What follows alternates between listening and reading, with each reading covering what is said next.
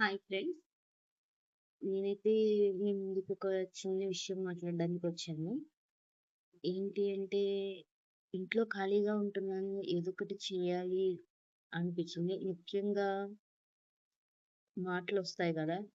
ఒక మనిషి ఖాళీగా ఉన్న ఇంట్లో ఎంత పని చేస్తున్నా అది ఎవరికీ కనబడదు. బట్ ఖాళీగా ఉన్న మనిషి అంటే ఎవరికైనా తక్కువైద్ది. సో, అలా అని కూడా కాదు. నాకెందుకో ఆలోచించుకుంటా ఉంటే ఒక ఐడియా వచ్చింది. మీతో పంచుకోవాలనిపించింది. ఏంటి అంటే ఇప్పుడు మన పిల్లలకి ఫుడ్ అనేది చాలా ఇంపార్టెంట్ కదా! అది ఈ రోజుల్లో చాలా ఇంపార్టెంట్ ఫ్రెండ్స్ ఫుడ్. నాకైతే మా అమ్మ చెప్పింది. నేను నా బాబుకైతే ఆ ఫుడ్డే పెడుతున్నా. ఇప్పుడు చేసే విధానంలో కాకుండా వాడి కోసం స్పెషల్‌గా అమ్మ చెప్పిన విధానంలో తయారు చేసి పెడుతున్నా. ముఖ్యంగా మన పిల్లలు బొద్దుగా ఉండాలి, అలా ఇలా ఉండాలి అనే విధానం కాకుండా మన పిల్లలు హెల్తీగా ఉండాలి అనే విషయం గురించి మనం ఆలోచించుకోవాలి.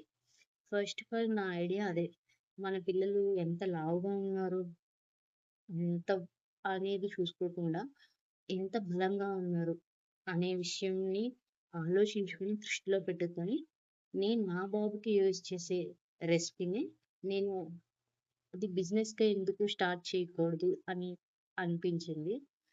సో, చిన్న బిజినెస్ నేను స్టార్ట్ చేద్దామని అనుకుంటున్నా. మీ అందరి ప్రోత్సాహం కూడా ఉంటే నేను ఆ బిజినెస్ స్టార్ట్ చేస్తాను. మీరు నాకు హెల్ప్ చేస్తారని, నాకు ఇంకా ప్రోత్సాహం ఇస్తారని, ఈ చిన్న పల్లెటూరు నుంచి ఆ చిన్న బిజినెస్‌ని పైకి తీసుకెళ్తారు అని నమ్ముతున్నా.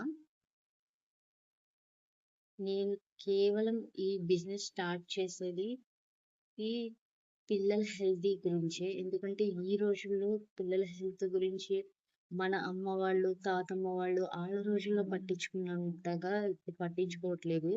ఇప్పుడు చిన్న వయసులోనే పిల్లలకి హార్ట్ అటాక్ రావడం, లేదంటే ఉన్నట్టుండి పడిపోవడం. ఏంటి అంటే అసలు వాళ్ళకి ఇదేమీ తెలియని వయసులో కళ్ళు తిరుగుతున్నాయి అంటున్నారు. సో, ఇవన్నీ దృష్టిలో పెట్టుకొని నేనిలా ఆలోచించుకున్నాను. ప్లీజ్ హెల్ప్ అండ్ ప్రోత్సహిస్తారని నేను నమ్ముతున్నా. నా చిన్న బిజినెస్ పేరు వాళ్ళ నోళ్ళ గురించాలిక కోరే భవికకి బాట వెయ్యి